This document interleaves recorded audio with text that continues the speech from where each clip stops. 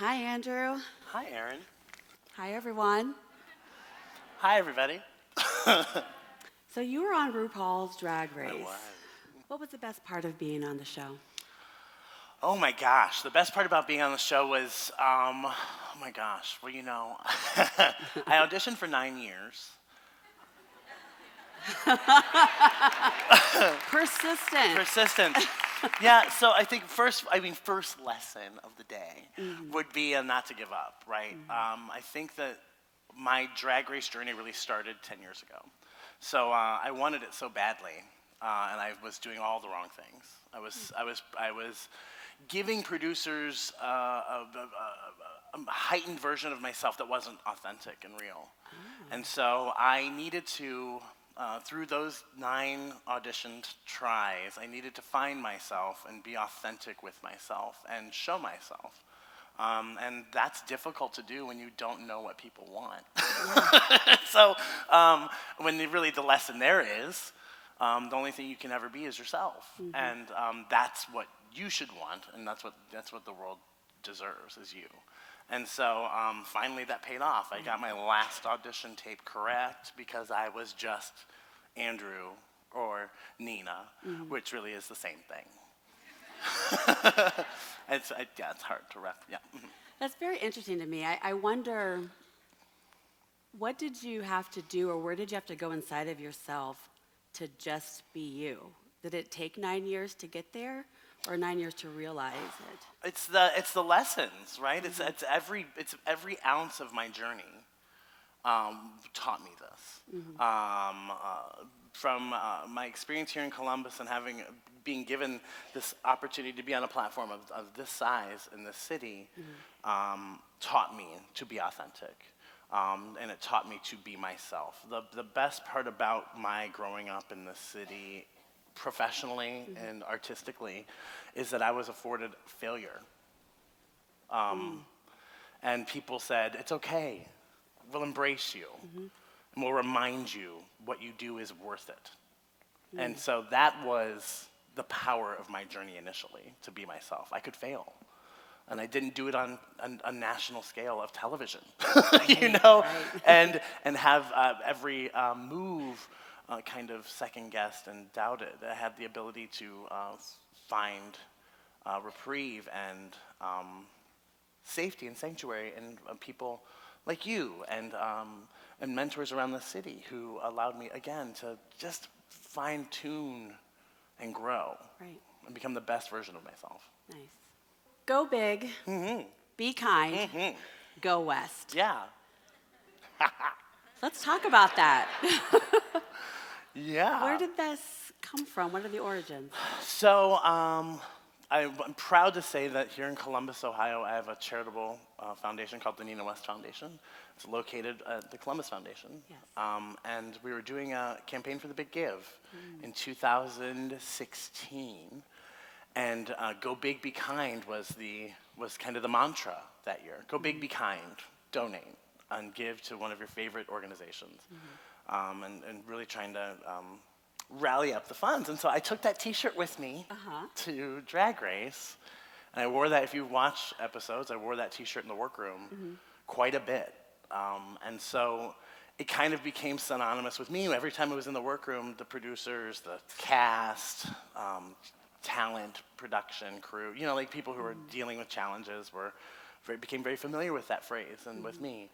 And another lesson, part of my journey in Ohio, I'm from Ohio, I grew up in a little town called Greentown, where I was raised to be kind. I was raised to respect others, and that was really instilled in me at a very young age, to meet people where they're at. And that kind of is carried through my life. So when I was walking the set of Drag Race, I'm in such an Ohio way. Yeah. I'm the only one who's walking around saying hi to camera guys. I'm like, hi! And saying hi to... but I was. I wanted to ensure that, probably out of discomfort of myself in a strange environment, but also to provide comfort to others. I wanted to say hello to other people, and I wanted to meet them where they were. And it was easier to be nice to people than it was to be shitty. And it's very true. It's how much effort does it cost you to put out a smile, comparatively, to carry and harbor anger towards someone else, or show your disgust in some form or So another. that's really nice. Yeah. And I think it's a great way to live your life. It's poetic. It's poetic and beautiful, and it feels really good. Yeah. Has there ever been a time when you've been challenged to be kind? Of course, I'm human, you know, and when this, it is a mantra, like many other things that I believe in saying, right? It's my responsibility to create the world that I want to live in. It's my responsibility to try to put my best foot forward. It's my responsibility to find my own happiness. And it's my responsibility to knock on the door to ensure that it opens for me. It's so important for me to remind myself that this world is not perfect, and nor am I. And it's okay to be imperfect, walking through an imperfect world. And how do I do that? And how do I, who is going to fumble along the way, now having this national, global platform, how am I going to negotiate that? When people see me as being this charitable queen, this person who is always kind, this person who is always going big. Well, that's my waist size, but that's a joke. But how do I navigate and negotiate that when people want to put you on a pedestal? Listen, hear this. This is an incredible platform, and I'm sitting in a point of privilege. And sometimes it's hard to remember that space that I'm in. So I have to constantly remind myself that I'm very lucky to be seen the way I'm seen, and very lucky to hold this platform. It's very important to me that I wave that flag, and that I proudly show who I am. And to do that, I have to always be mindful of the things that I might be saying. I also have to be mindful that I'm going to make mistakes. Yes. If I were to say that I like to think of myself as perfectly imperfect. Yeah.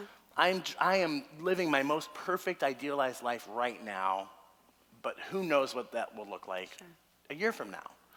When I say, oh gosh, I wish I would have. But I'm also sitting in an extreme point of privilege, and if I don't honor and recognize that, and then again turn around and speak it into existence and want to give it back, then I'm failing. Yeah. And I don't want to fail.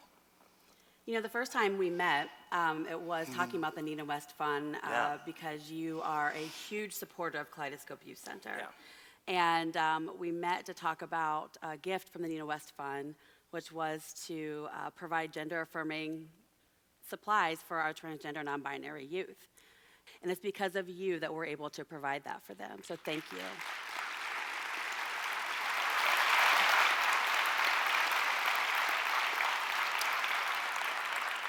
So it's, as I was saying to you earlier, there's like one thing in this life that we own, that every time we walk into a room, the one thing that I am is my identity, and it's who I am. And not all of us were born into who we were or are.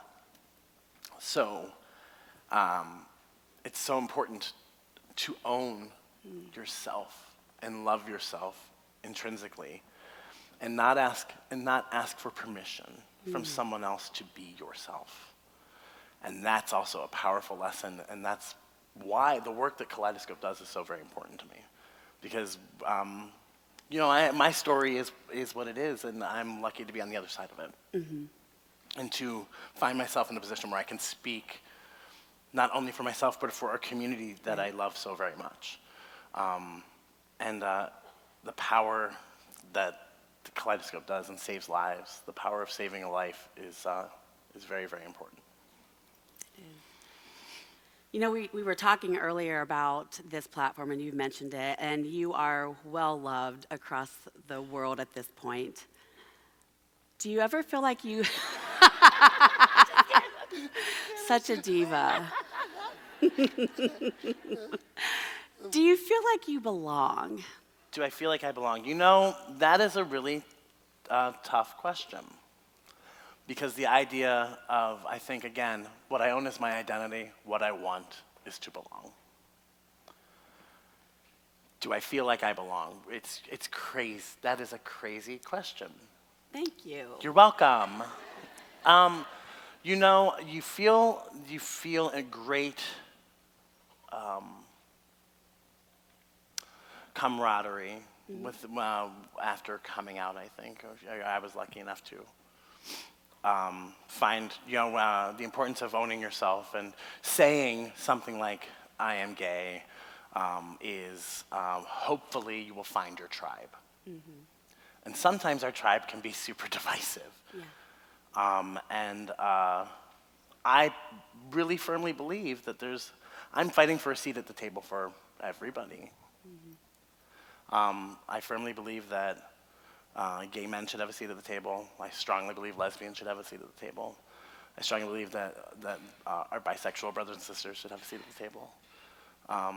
Moreover, our transgender brothers and sisters.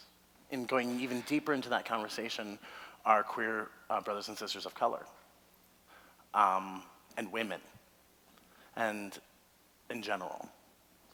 And somewhere along the way, we seem to want to find, as you heard earlier in a conversation today at TED Talk, this idea of othering. And we even in our own community want to almost place people below us instead of lifting all of us up, and it's become a very confusing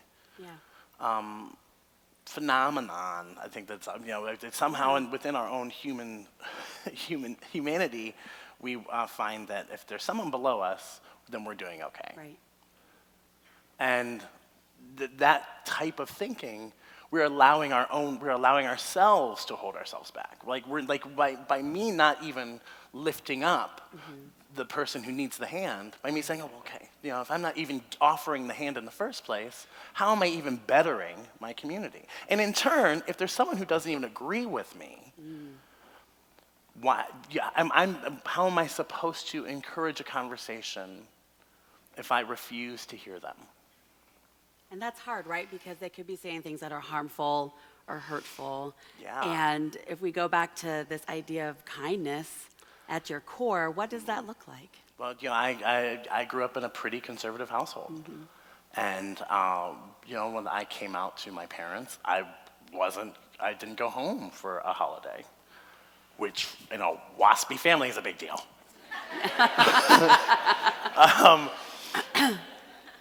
And so I was receiving what I feared, which is that to find myself, I would lose part of myself, my family that informed my life up until that point. But then I found the freedom of being myself and allowing myself to exist fully and trying to find happiness. There are too many folks who don't have a place at the table. And we talk about our trans siblings and non-binary siblings and folks of color and other folks of marginalized groups, being themselves isn't always safe. Correct. So you have final words to say to somebody where it may not be safe to just be themselves, how to still be themselves and own their identity and belong to themselves. Right. That is I think the question, and if we can figure that out, we wouldn't be having transgender women of color being murdered across this country. Right. We wouldn't be facing the rash amount of bullying that's happening in our educational system. We wouldn't be losing thousands of our youth to suicide every year. Right. When in my story, I was bullied and threatened to be murdered when I was in college. And this is during the time of Matthew Shepard, that absolutely shook me to the core. And that's how I came out to my parents, because I had to. And I was suicidal. It was the darkest I've ever been in my life. And I learned somewhere and much past that and through therapy, which is the best thing anyone can do for themselves. Agreed.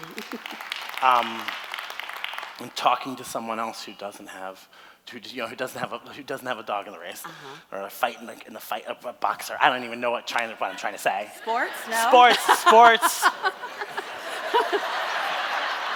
Go Bucks. You're doing great. I don't even, but I learned by feeling the way I felt, I never wanted anyone else to feel that way. Mm-hmm. And if you've been there, and I know there are people in this room who have been there, if you've been there, it is helpless, and it is dark, and it is terrifying, and you feel so alone and so isolated. And that is the scariest feeling. And that's what these kids are feeling. And these are kids. And we're failing each other if we don't recognize and stand up to voice ourselves for them. If we don't lend our voice to them. That's how they feel safe. It's not on them. It's on us. That's something that, and so in growing and learning and through my own story and my own skin, it's not on them, it's on me to fight for them, to use my voice for them, and to celebrate them. And I challenge you to do the same. Do you have any last words that you want to share as we walk away from here?